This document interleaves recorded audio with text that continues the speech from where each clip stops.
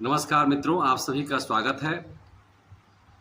इस देश में शिशु अवस्था से लेकर के किशोरावस्था को पार करते हुए युवावस्था को अपने आप में आत्मसात करते हुए जब व्यक्ति प्रौढ़ावस्था की ओर जाता है तो अपने आप में वह संपूर्ण, चाहे वह जिस विभाग से हो, जिस फील्ड से भी हो, वह उसमें उसके ज्ञान की प्रकाशा पहुंच जाती है।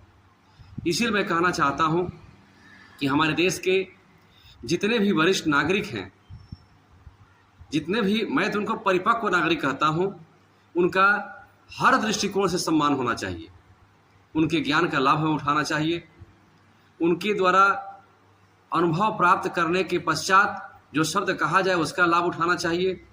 मैं तो सरकार से आह्वान करना चाहता हूं कि सरकार ऐसा व्यवस्था बनावे कि जो भी बुजुर्ग अपना ज्ञान दान देना चाहते हैं, चाहे जिस प्रकार से समाज को सेवा करना चाहते हैं, उनका स्वागत हो। और मैं तमाम बुजुर्गों से प्रार्थना करना चाहता हूं कि आप अपने आप को हारे हुए महसूस न करें। जब तक अंतिम प्राण, अंतिम श्वास जीवित है, तब तक हमें कर्तव्य मार्ग से अपने आप को हटाना नहीं चाहिए। कर्तव्य बोध होते रहना चाहिए।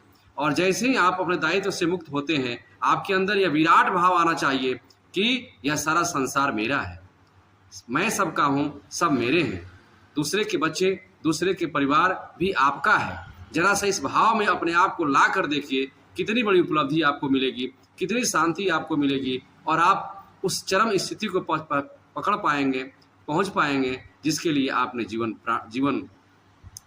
जीवन जो है सुधारण किया है।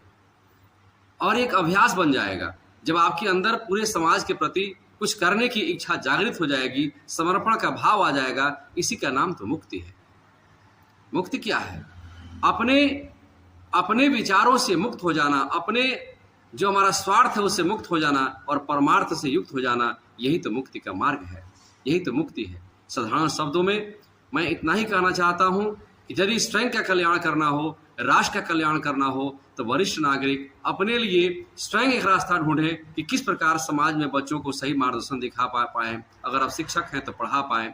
आप जिस विभाग में भी हैं, जिस क्षेत्र में आपने काम किया, उससे समाज को अनुभव दे। और समाज से भी मैं कहना चाहता हूं कि एक एक बात का, बुजुर्गों की बात का आप आत्मसात करें, उनके अनुभव का सम्मान करें, और तब देखिए किस प्रकार आपका परिवार, किस प्रकार आपका समाज, किस प्रकार आपका देश आगे की ओर बढ़ता है। कहा जाता है कि जब घर में बुजुर्ग होते हैं तो एक लाठी होता है, वह घर के दांत हैं, वो जब वो चले जाते हैं तब महसूस होता है कि क्या अगर थे तो कितना अच्छा था, कितना समझाते थे। इस प्रकार मैं इतना ही कहना चाहता हूँ